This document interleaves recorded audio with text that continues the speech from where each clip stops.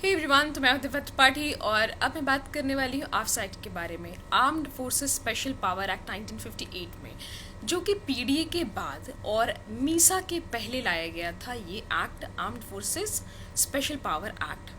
अब इस एक्ट को क्यों लाया गया था? नागालैंड में उस वक्त के टाइम पे सेपरेटिज्म की मांग उठ रही थी। अब नागालैंड में बहुत ज़्यादा ये जो चीज़ें थी ना, सेपरेटिज्म की बहुत ज़्यादा तूल पकड़ चुकी थी। तो उस वक्त के टाइम पे गवर्नमेंट ये एक्ट लेके आई थी, armed forces special power act.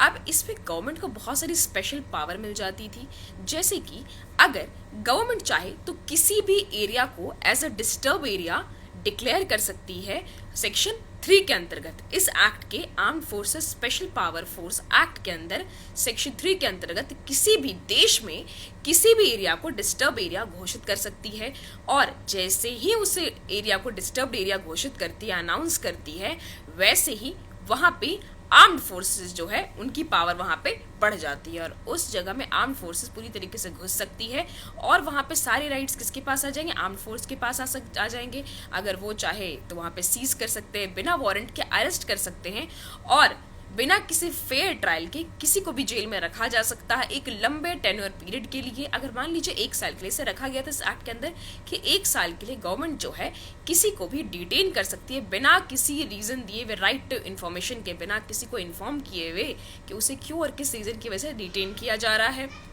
अब इसके साथ ही गवर्नमेंट को बहुत ज़्यादा पावर मिल जाती है इस एक्ट के दौरान पे, और ये एक्ट सिर्फ नागालैंड में नहीं बल्कि जितने भी नॉर्थ ईस्टर्न राज्य हैं वहाँ पे भी एक्ट इम्प्लीमेंट होता है। उसके साथ ही पंजाब के बाकी जो राज्य थे, पंजाब में भी ये इम्प्लीमेंट होता है। हमने बहुत देखा कि आने वाले आगे सालों में ये सिर्फ नागालैंड में नहीं बल्कि नॉर्थ ईस्टर्न स्टेट में और इसके साथ ही पंजाब में और जम्मू एंड कश्मीर में भी लागू हुआ। और अब तक ये एक्ट जो है, बहुत सारे इसकी जो प्रोविजन है वो इंडिया के बहुत सारे राज्यों में अभी भी लगे पड़े हैं। तो ये एक्ट तब से लेके यानी कि 1958 से लेके अब तक ये एक्ट जो है चालू है, एक्टिव है, मतलब इसे लैप्स नहीं किया गया है। ठीक है, तो इसके बाद हमारा आता है 1980 में कौन सा एक्ट? एनएसए एक्ट, जिसके बारे में हम अपनी अगली वीडियो में जानेंगे। तब तक के लिए thank you everyone, bye bye, take care.